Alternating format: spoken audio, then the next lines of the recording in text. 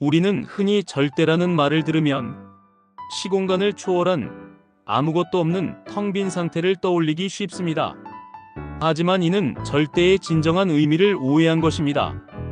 절대는 시공간의 차원을 초월하지만 그렇다고 없다는 의미의 무차원이 아닙니다.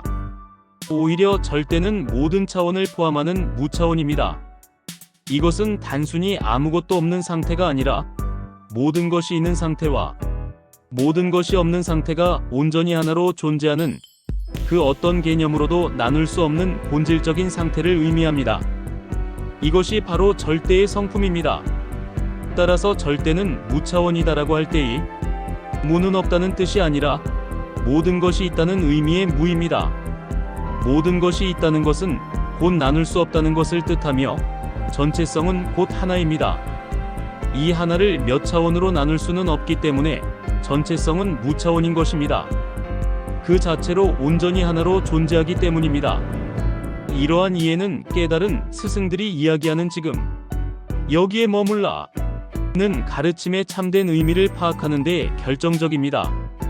깨닫지 못한 사람들은 이 말을 시간적으로 지금 공간적으로 여기에만 의식을 집중하라는 뜻으로 받아들입니다. 과거도 미래도 멀리 떨어진 안드로메다도 아닌 바로 이 순간 이 장소에만 몰두하라는 식으로요.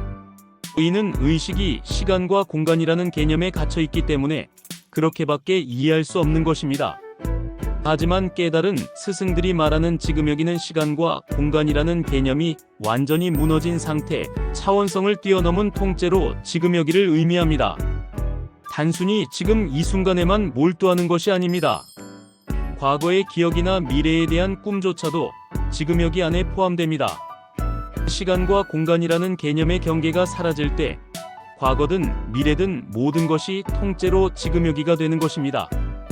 우리가 인식하기 위해 사용하는 시간과 공간이라는 개념의 틀이 깨어져야만 깨달은 스승들의 전체성에 대한 이야기를 제대로 알아들을 수 있습니다. 만약 이 틀에 의식이 갇혀 있다면 아무리 깨달은 스승의 초월적인 이야기를 들어도 자신의 인식 틀 안에서만 이해하게 되어 의미가 왜곡될 수밖에 없습니다. 특히 지금 여기라는 말은 가장 많이 왜곡되어 사용되고 있습니다. 미국의 영성가들이나 윗바사나 명상에서 지금 여기 알아차림만을 강조하는 것은 본래의 의미와 다릅니다. 이는 마치 지나간 과거를 생각하거나 미래를 꿈꿀 자유조차 없는 것처럼 들릴 수 있습니다. 그러나 깨달은 스승이 말하는 지금 여기는 시간과 공간의 틀이 부서진 상태이며 모든 것이 통째로 찰나로 존재하는 상태를 의미합니다. 이러한 찰나의 개념은 매우 중요합니다. 우리가 정해놓은 시간의 개념으로는 지나가고 없어진 것이지만 절대의 차원에서는 모든 것이 지금 여기이기에 100년 전의 과거도 아직 오지 않은 100년 후의 일도 인식할 수 있습니다.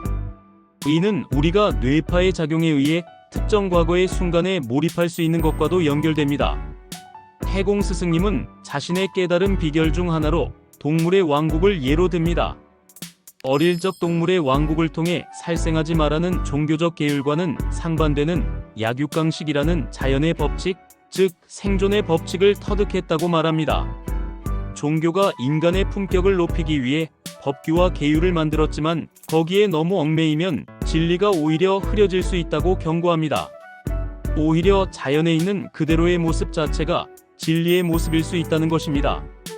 또한 지진이나 태풍 같은 자연재해를 예로 들며 어떤 존재나 현상, 사건도 단순히 그 순간에 일어나는 것이 아니라고 강조합니다. 이 모든 것은 현상적으로는 시간과 공간의 아주 오랜 세월 동안 연기법에 의해 인드라망처럼 서로 연결되어 한치의 오차도 없이 정확한 때에 펼쳐지는 것이라고 설명합니다. 따라서 우리가 현재 인식하는 과거, 현재, 미래는 단지 인식을 위해 시간을 단위별로 나눈 개념일 뿐입니다. 본래 절대의 전체성으로 볼 때는 과거, 현재, 미래가 통째로 찰나입니다. 모든 것이 통째로 찰나이기에 과거나 미래조차 한치의 오차도 없이 정해진 대로 펼쳐질 뿐이라는 것입니다. 나라는 착각에 빠져버리면 외부에서 일어나는 모든 현상들이 마치 자신과 상관 있는 것처럼 느껴집니다. 하지만 나라는 착각이 사라지면 모든 것은 그저 전체가 통째로 C줄과 날줄로 엮여 한치의 오차도 없이 펼쳐지는 참나인 절대의 드러남일 뿐입니다.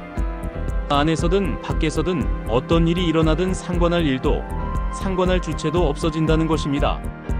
나라는 착각이 생기는 순간 본래 존재하지 않던 참견할 놈이 생겨나는 것이라고 비유합니다.